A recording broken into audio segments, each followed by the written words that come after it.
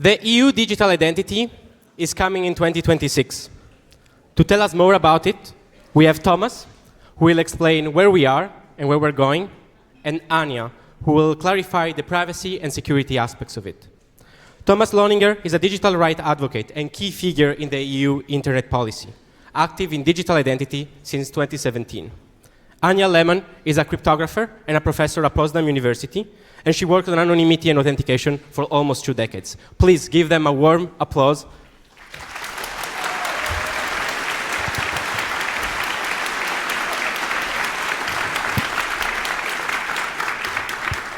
Okay, thank you for the introduction. And we actually want to start with a little disclosure. So both Thomas and I work at different identity projects, both on the German and European level. And we are both jury members in what's called Sprint-Funke. That's an ongoing competition in Germany where different prototypes of these identity wallets are going to be developed.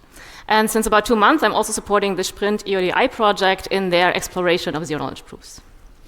And I'm also in an advisory capacity in an ad hoc committee of the European Commission around this whole digital identity stuff, basically another role to tell them what's wrong with their proposals. And it's important to say that this talk solely expresses our both personal views, and these are completely independent from all of the other organizations that we are affiliated with. And it's important to stress that we are part of that jury from the German government. They handed out 3.9 million euro of German taxpayer money to develop open source prototypes for what eventually might become the German digital identity wallet.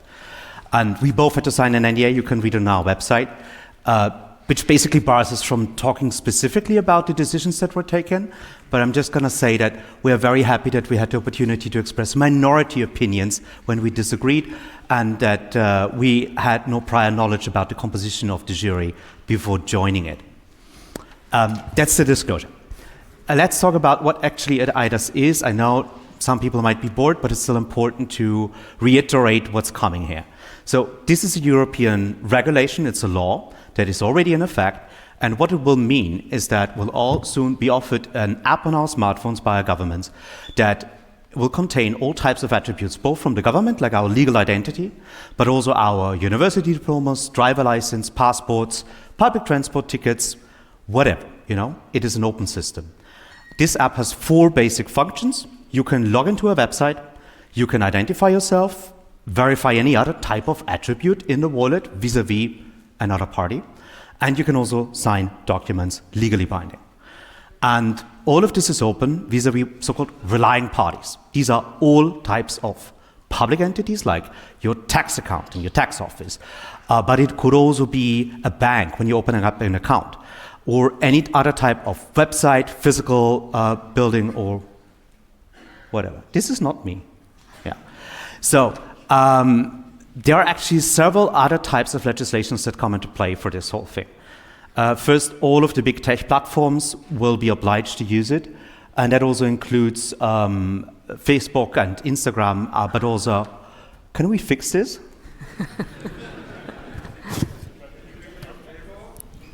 I mean, I'm not doing anything here. The interesting part here is that this is also applicable to so-called very large online platforms.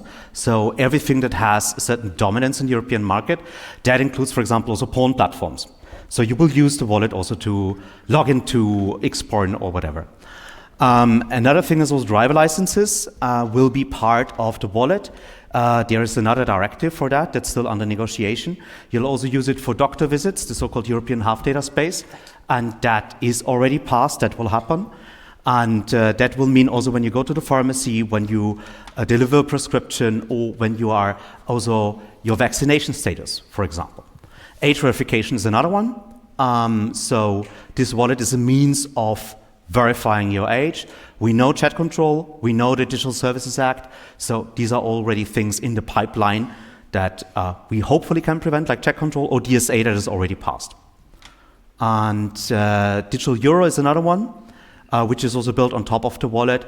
And last one, smart borders. So there is a thing called EU Digital Travel App, which is another piece of legislation that basically links the wallet to our passports whenever we cross a Schengen border. So to summarize, there's a broad range of use cases that are widely different, from opening up a bank account to buying cigarettes or logging into Instagram. And this whole thing tries to be the solution to all of them. And as you can expect, it's destined to create a lot of problems. This is the timeline. We started in 2021. The law is already adopted and in effect. We are right now in the stage where we write the technical specification, the so-called implementing acts. The first batch is already concluded, and the second batch hopefully or might be done early 2025. And the deadline for member states to offer this wallet to their citizens and residents is 28th of November 2026. That's the basic. Now let's go to the reality check. That's what we promised. So there are 5 central components, safeguards, that are in the law, and now is the time to do a thorough analysis on what they will actually mean in practice. The first is over-asking. The wallet will hold so many different attributes about our lives that when we are using it on a daily basis, it's very important that a hotel check-in doesn't suddenly start asking for your financial information. That when you are buying cigarettes, you are not automatically also identifying. So this is all done with, in the first place, the registration of everyone who wants to ask anything via the wallet. And there's also a public registry where you can scrape via an API all of the companies and everything that they are asking. We already got a warning, and also in some countries like Germany, Netherlands, and Austria, a blocking that they will prevent such illegal over-asking requests. But here comes the plot twist. The Commission is right now trying to create a loophole here to basically leave it up to member states if you are actually protected, if the registration from companies in their territory is actually known to the wallet. And for example, this means Facebook Ireland will have a wildcard certificate to ask us anything. Gambling company in Malta might do the same. This is a big problem. And now over to Anja on the actual reality check on that. Yeah, so for the reality check, this is actually a kind of a technical, very easy problem to be solved. It's classic client authentication for the relying party. So what you do is you just give the relying party an access credential that details which user attributes it's allowed to request, and then ensure that the user's wallet is always checking that the relying party really has the necessary access rights to access these attributes and do not send anything over if it doesn't. So it's kind of easily solved on a technical level, but absolutely mandatory that this is enforced, because otherwise this is really going to be the easiest way to circumvent all other nice privacy features we can add on the cryptographic level. Thank you. Next thing, unobservability. This is very close to our heart. It is the protection against tracking and profiling. Basically, all of the user behavior that's happening on the platform needs to be protected, both from the providers of attributes, like your university cannot see the diploma that you're showing to a potential new employer, or from the provider of the system, the operator, very often the government. And since this tool spans across all areas of life, this could really be a panoptical situation if we don't succeed here. So what's actually in the law? We have very strong unobservability when it comes to attribute providers, but it has loopholes when we talk about the government, the operator of the system, because there the legal text foresees a possibility to spy when it is necessary for the provision of the service. This is really not good, but that's the law that we are stuck with. And a lot will therefore actually depend on where the private keys are. Will they be on our device? Then it's actually not very necessary to have any telemetry data or other stuff that goes to a server. But if this is on government hardware security models, then it will actually be much harder to implement that type of unobservability. Okay, so now let's have a look again at the technical side. So from the technical side, the best way is to go for user-centric setting. And the current idea is to do that via user credentials. And a credential is basically just a list of signed attributes that the user gets signed from a trusted authority, the identity or attribute provider, which also signs the attributes together with a public key that is in the possession or where the user controls the underlying secret key. And then if the user, no, it doesn't. Ich glaube, du musst näher ran. If the user then wants to authenticate to a relying party and wants to prove that she owns certain attributes, she can simply send over the signed credential to the relying party and do a proof of possession that she owns the underlying secret key of the public key that's in there. And the relying party can then just verify that the signature is valid and indeed comes from a trusted authority and check that the proof of possession is valid too. And that is kind of sort of a liveness check that the user is really the proper owner of these attributes. And because the identity provider is not involved in the presentation of that credential, we have the unobservability. It has no clue where we spend it. When it comes to unobservability towards the wallet provider, as Thomas said, this will depend where the key lives. And ideally, the key would live in a secure element, a particular trusted piece of hardware in your user phones. But unfortunately, the secure elements that are out there are not at the necessary trust level that is demanded at the moment. So in Germany, the current plan is to go for a cloud HSM solution. So your secret keys will be living in the cloud, and you have to ask it every time you want to make a proof of possession. So that is kind of going to leak some timing information, at least, but this is also just kind of a temporary measure. Eventually, this should all go to the users' phones. Okay, back to you. Third safeguards, selective disclosure. That means when you are presented with a request for information, you can refuse it completely, you can accept it completely, or say, I'm going to give you my university degree. I have a bachelor or a master, but not at which university, not with which student ID. So you can selectively disclose parts of your attributes. And that is clarified throughout the legal text. There has never been any question, and we actually got some more clarifications in the final round of implementing acts. Okay, looking again at the technical side, interestingly, selective disclosure is already going against the nature of signatures. Because if you want to verify a signature, you have to have the entire input, and you cannot change stuff. You cannot also omit attributes. But there's a very nice trick that we can do, and that's what's currently planned, is that instead of signing all attributes as one big blob, you actually sign each attribute as an individually salted hash. And then the user has the power to decide whether it wants to reveal an attribute or just get the blinded hash of it. So with that, we actually have selective disclosure, and thumbs up from that side. What else do you need, Thomas? I need unlinkability. This is again another protection against tracking and profiling. What it means is that you are protected against the correlation of individual interactions. So you can prove your age in a club, you can buy cigarettes, you can use public transport, and all of these interactions, where you are not identifying yourself, of course, cannot be correlated with each other. That means it should be impossible for anyone at best to really see where you are moving and with whom you are interacting. And first and foremost, there is a very stupid typo. The actual law in the EU, you can check this in the journal, speaks about unlikability. It's one of these great examples. If you open the law in Word, it has these red lines under it, and somebody in legal services thought, oh my God, this must be a mistake. So yeah, we corrected this in implementing acts. There's actually no effect. It's just embarrassing and shows you what happens if the EU has too many laws at the same time. The actual legal text says that unlinkability needs to be ensured whenever you don't identify yourself. So this is more or less what we wanted. It is important to say that in some of the technical specifications, we do have information that's mandatory, which can again allow you to correlate, like an issuer or expiration date, a revocation identifier. So things like that can be very dangerous in order to, like, if you're clever, there are attack vectors that are definitely possible. But let's look what is in the core and the meat of things. Yeah, and this is actually where things now get complicated. Because even if you try to use selective disclosure and try really hard to not reveal any identifiable information about yourself, you will be linkable, you will be traceable whenever you use the same credential twice.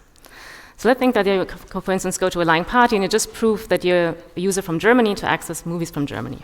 And then you go to another relying party and prove that you really have a name if you want to, for instance, send a certified email or something like that. Then you would not expect from these two presentations that you would be linkable across both. But you are. Because what you're also showing along with that is the identity provider's signature on these attributes and your own public key. And this was the cryptographic evidence that made the solution secure. But these cryptographic evidence are highly unique values. So now the security basically backfires in terms of privacy because you become traceable by that cryptographic evidence. And that is something that we do not want, and that's forbidden by law. And the current solution to circumvent the problem is to say, okay, let's not just give the user a single credential bound to a single public key, but actually a batch of one-time credentials. So you will get, let's say, 100 credentials, all with the same attributes, but all bound to a different public key. And then if you go to a relying party, you will always choose a fresh credential and a fresh public key, make the selective disclosure, and then throw the credential and the key away. And that has a number of challenges in terms of key management and what actually user binding means in such a setting, but you will actually get the unlinkability of the different presentations because now the linkage over the cryptographic evidence is gone. What you still do not get, though, is unlinkability if the identity provider and the relying party collude.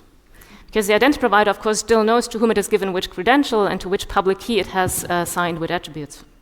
So the identity provider and the relying party, if they collude, they can figure out that behind that anonymous movie user is actually Alice. And this is still a problem, and this is not going away with classical signatures, and we're also running out of tricks here. And that is not a surprise, though, because we're using classic signatures and classic certificates that were never invented to be used by people or for their digital identity. They were invented for machines. But machines don't care about their privacy, so also the technology for them didn't have any privacy features built in.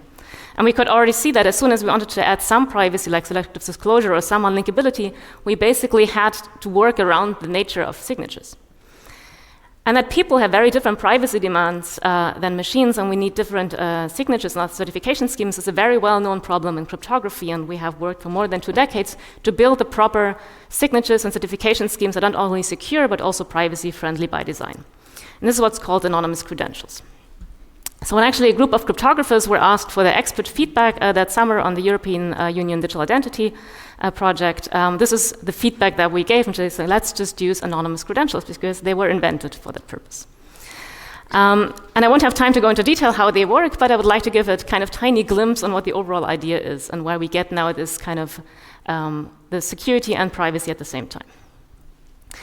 And the overall idea of these anonymous credentials, or the overall setting, is actually quite similar to classic certificates. So the user will still get a credential with all her attributes from an identity provider, also bound to a user public key. And that gives us the unobservability and also the security, because we still rely on a strong signature scheme for certifying the attributes. The core difference now is that if the user is presenting her attributes, she's never sending the cryptographic evidence over. She's never sending the signature over or her public key, but she does what is called a zero-knowledge proof that she has them. And these zero-knowledge proofs are one of the, I think, most beautiful things that cryptographers have invented, and also one of the oldest things we have. It's from the 80s. And that allows to prove or to make a cryptographic sound proof that a certain statement is correct without revealing anything beyond the validity of that statement. So what we're doing here is we prove, or the user proves, that she indeed owns a credential or a signature on the attribute she decides to disclose, and that she knows the underlying secret key. And she cannot create a proof unless she really has that cryptographic evidence, but at the same time, the proof is not revealing even a single bit of how the signature looks like or how the public key looks like. And so that gives us, apart from selective disclosure, also the full unlinkability. Because if one zero-knowledge proof of that fact isn't revealing a single bit of information, then she can just create a fresh zero-knowledge proof every time. And because every proof reveals nothing about the identity provider signature or the public key, also several proofs don't have any cryptographic evidence that allows different presentations to be linked. And this is really the core power and feature of zero-knowledge proofs, anonymous credentials. So one very often explains zero-knowledge proofs as the capability that I can prove that I'm over 18 without revealing my date of birth. And that is indeed a really nice feature, but it's really just the cherry on top of the cake. Because what is way more important is that I can prove that I have a credential, that I have a public key without revealing anything about that. Because that really allows me to have a single credential and to bootstrap as many unlinkable presentations as I want, and also to bind all my credentials to a single key and really have a proper digital identity. And that is the blueprint that basically all anonymous credential schemes follow.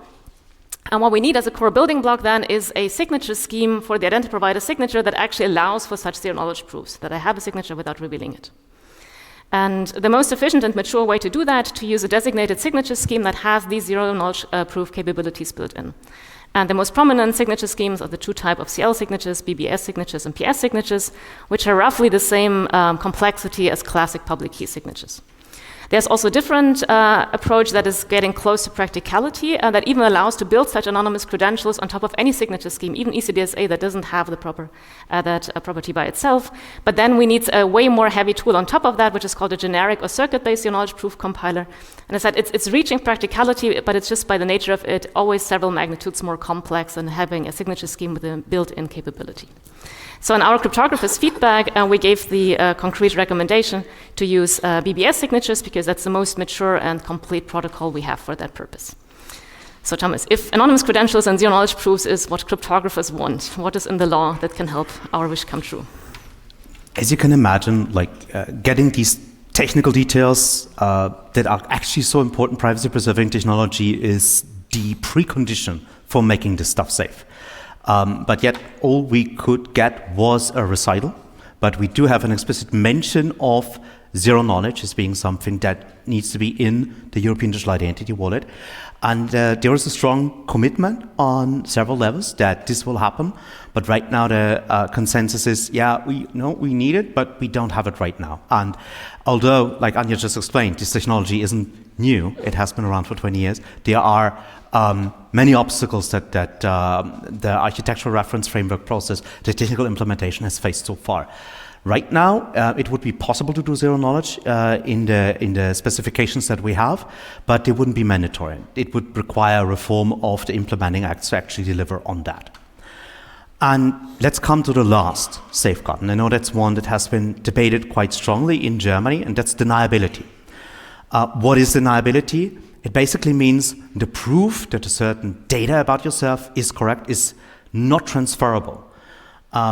You can convince one party that something about you is true, but not someone else. If you don't have deniability, you're basically handing over your name, or your dead name, if you're trans, and that includes also the proof that this was true. And suddenly, the personal information becomes much more valuable in case of a data breach. And deniability is something that you can understand basically as either signing the data or signing the channel via which you're transferring the data. The latter option is usually what you want. In the law, this is the one concept that's not mentioned, and that's also because it really wasn't part of the debate on EU level. There wasn't a single amendment calling for it, also not from traditional allies like MEP Patrick Breyer. We have one thing in the annex that says, yeah, you need to sign something, but it is not really clear whether that's the channel or the data itself. So the good news is we have nothing in the law preventing deniability. It is just something that is completely left to technical implementation. And such a debate happened in Germany quite strongly already. In 2022, we had a hearing in the German parliament where the situation was explained in detail, and the clear consensus was, yeah, we want deniability, we don't want to have signed data. That was also the starting point of the German Interior Ministry when it launched its public consultation.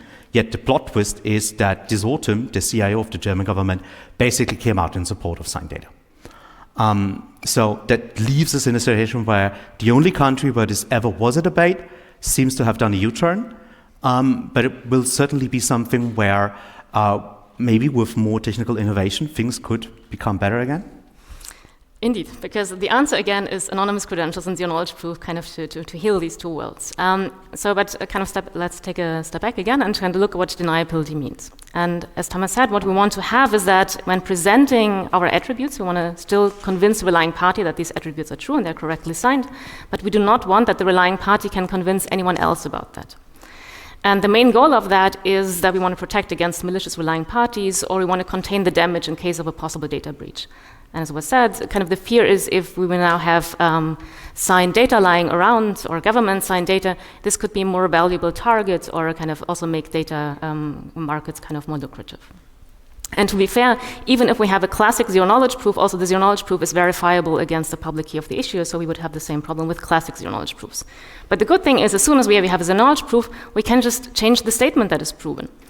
What we can do now is we do what's called designated verifier or an OR proof.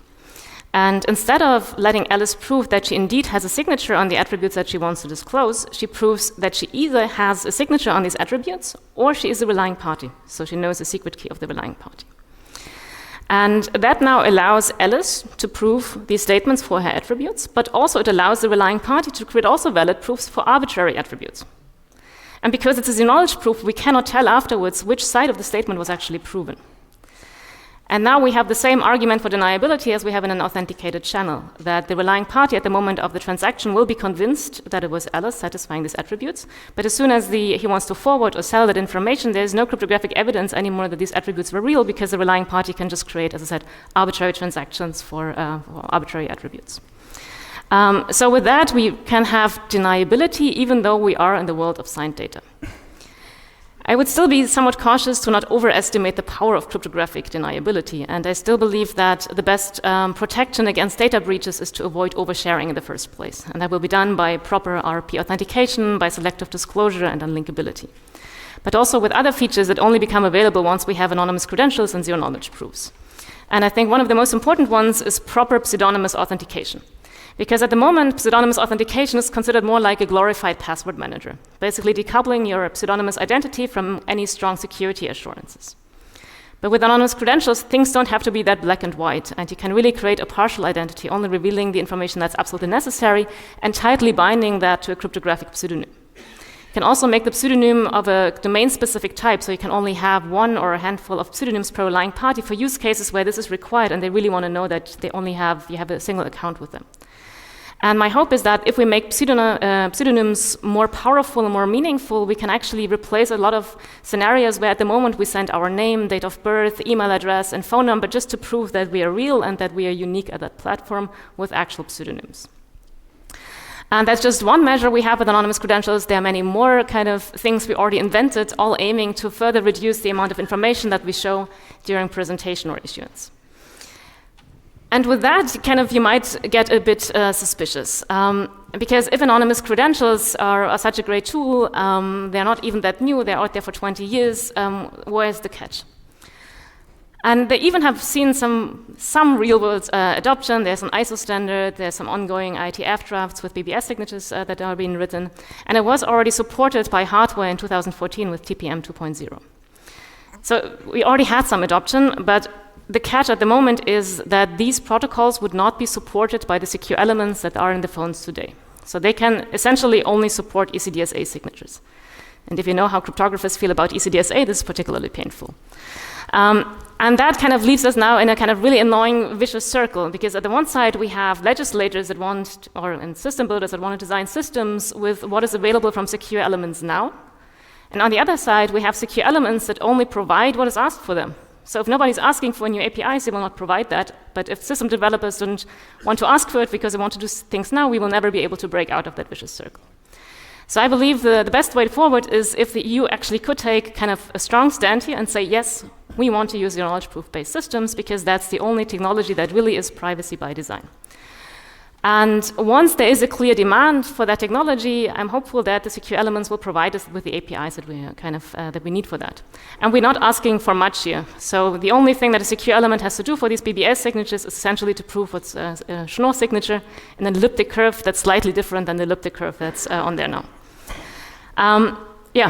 So with that, I do remain somewhat hopeful that we will see that this is actually going to happen, and we will see a digital identity system that is built from privacy-enhancing technology. Thomas, what are your final thoughts on this? So, what's next? We actually have to come to some minor legal other stuff that is still on the table. As Anja mentioned, pseudonyms are still a big battleground. Right now, these are just glorified password managers. And we have the huge risk that the EU might sleepwalk into a real name internet. Because pseudonyms should really be the option to lie about your name whenever the person who's asking is not under a legal obligation to identify yourself. So when your bank is asking you for your real name, yes, you have to give them the real one. But if Facebook is doing that, you should be able to give them Mickey Mouse, and they should be impossible to distinguish that from a real name. That is not what's in the implementation right now, and we actually believe there to be the widest gap between the law and the wallet that we'll have. And there is a huge problem, so that's why we need to come back to pseudonyms in order to renegotiate some of those core functionalities. There's some minor good stuff like the transaction history is now complete and also includes aborted transactions. You can freely choose to which data protection authority you're complaining. There were limitations on both of these points before. But the most important safeguard still to mention here is the discrimination protection. When you are choosing not to use the wallet, both in the public and private sector, you are protected against any type of discrimination.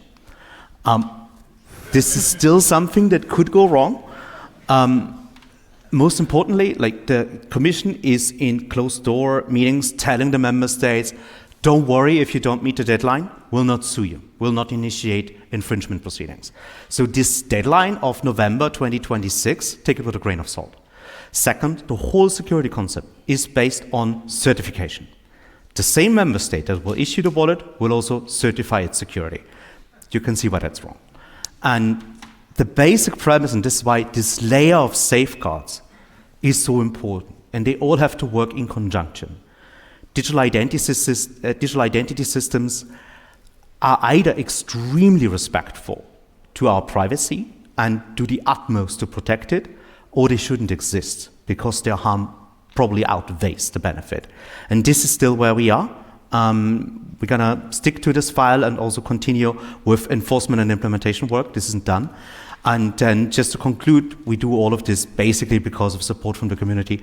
And just a few months ago, we struggled actually with our finances, and I just want to say thank you to the 400 people that started to become supporting members. They make all of our work possible. And that's where we conclude, and thank you and look forward to your questions.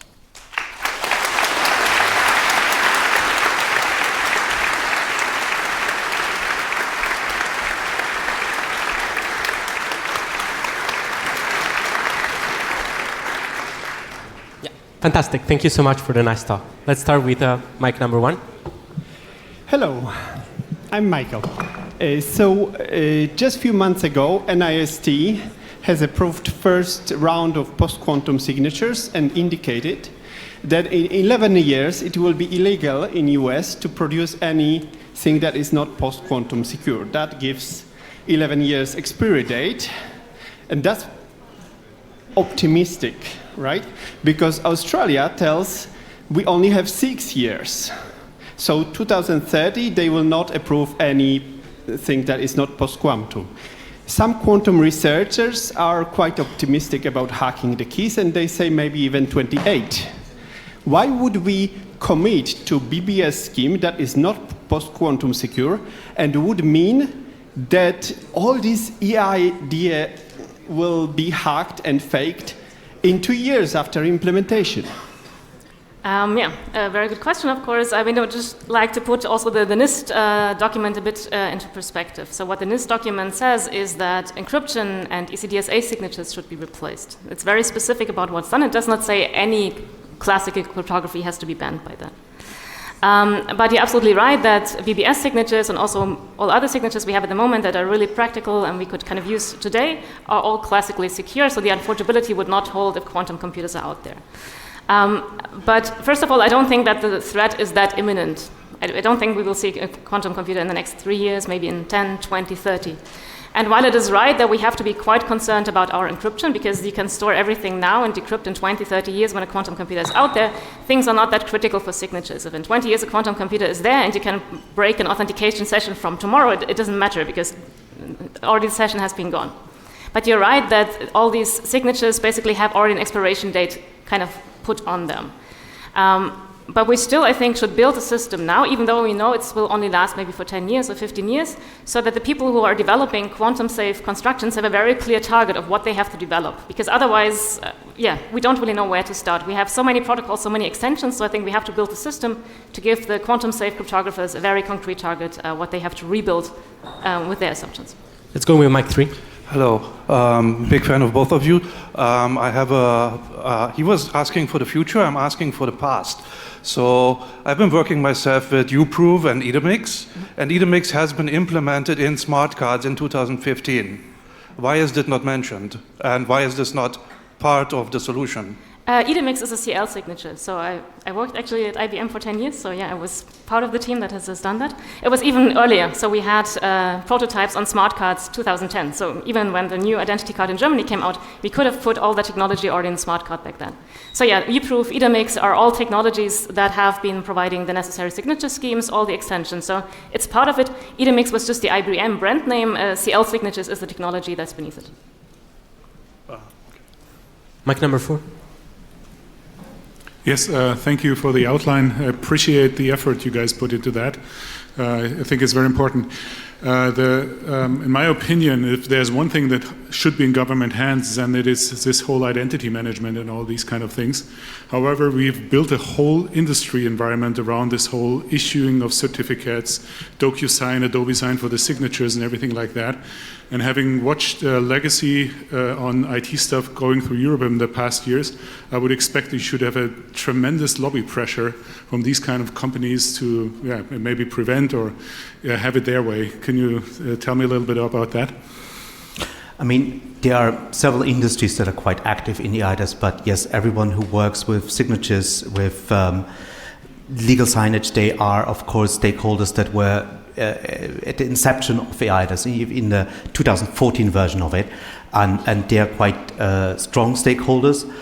Trust service providers are, of course, directly in the law. Their business case is regulated. They stand to gain a lot of money for providing qualified electronic attestations, basically any attribute that's legally binding.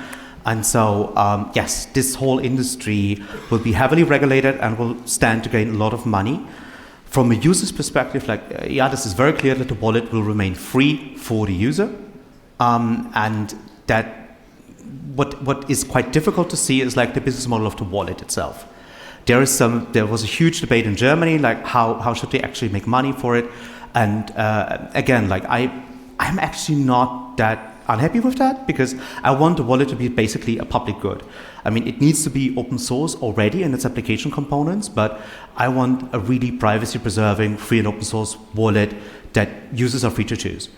That's hopefully the direction we are heading towards. There are some good projects going in that direction, but ultimately there is a blocker here because governments can decide, my passport only works in the list of these wallets and not the others. So the whole ecosystem question is one where we need to pay a lot of attention. Thank you. Mike, one? I think, yeah. Sorry. What is the short, sweet argument for deniability when sitting opposite a politician in a news studio? Why should people be allowed to lie? Why should people be allowed to lie? I can make a political and a legal argument. The political argument is that you want to convince someone about the fact that something about you is true, and that should be transitory. That should be something that you express to them, and they can be convinced. They need to be convinced. That's the beauty of the cryptography that we've just explained. But this fact about you shouldn't be something that they can then further process, sell off, or maybe get stolen out of their hand in case they are hacked. There's the political argument that leads to the legal argument. The eIDAS law actually says at several points that the user has to be in sole control about their data and their wallet. And you can simply not be in sole control. Whenever you hand over something, the other company might do something illegal with it. And that reminds me, 3 years ago, I had the first discussion with the Commission about the whole thing, and they basically told me, but the GDPR should fix that, and we know it doesn't, but we cannot repair the GDPR here. But this is ultimately the problem that it leads to. Mike Chu? Hi, thanks for the talk. My question kind of works on top of the previous one. What I wanted to ask is, are there provisions or discussions regarding the other side, say whether the app needs to be open source or the API that the government provides be documented, whether you can have an open source app alternative and stuff like that? So in the law, there is an obligation that at least the application components of the wallet needs to be open source. We wanted much more. We wanted the whole system, including the SCAC, be free software. We didn't get that, and even the open source provision has a security exception. Mm-hmm. This is the typical compromise that you get. But we know that there will be free software wallets that are developed, in part also with funding from the European Commission. And there certainly is an ecosystem, but it is also public knowledge now that Google and Samsung and other big corporations are also working towards developing their own wallet. And you can expect these platforms to be intertwined with the existing surveillance capitalist model. So yes, there is a real case to make for alternatives. Mike 3. Okay, my question is, during the talk you mentioned a couple of times users' phones. Do you really mean that in the law there is written something about using the wallet on a phone, or it is okay to use it even on, I don't know, a computer, a normal laptop, or even dedicated hardware, purposefully built for that purpose? This is a simplification that I introduced here for the talk. It's actually not in the law. If you're talking with the negotiators and if you look at the technical standards, most likely the first wallets will get are smartphone apps. But there are also examples of browser-based wallets. There are also systems that think they can do it with a hardware-based token, and again, some browser element. And desktop wallets are theoretically possible, but I don't know whether anyone is working on that. So most likely we'll have it on the smartphone or on the browser. These are the two avenues in which there's active development that we know of. Nothing in the law is technology specific. Okay, thank you. Unfortunately, we have time for one last question, and I'm going to give the chance to the only person that cannot ask it otherwise, so the Signal Angel. Yes. Do you have any information regarding the mandatory storage of fingerprints on digital ID cards? The mandatory search of fingerprints on... could you repeat the question? Do you have any information regarding mandatory fingerprint storage on digital ID cards? So where you need to store the fingerprints on your ID cards? Okay, this is actually a different law. I'm not completely keen on the details, but there's a different European legislation that mandates biometrical information on at least passports and I think also national ID cards, but I'm not completely sure. This is not something that eIDAS is regulating per se.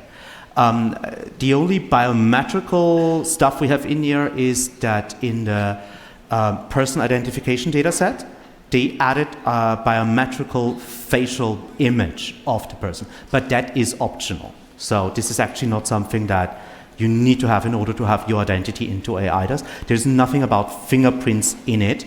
Of course, you could have an attribute about your fingerprints. And when we think back about the EU Digital Travel App, the one which is tied into migration databases, there I would have real concerns about the spread and proliferation of biometrical information, including fingerprints or other data points. All right, thank you so much. I have to kill it.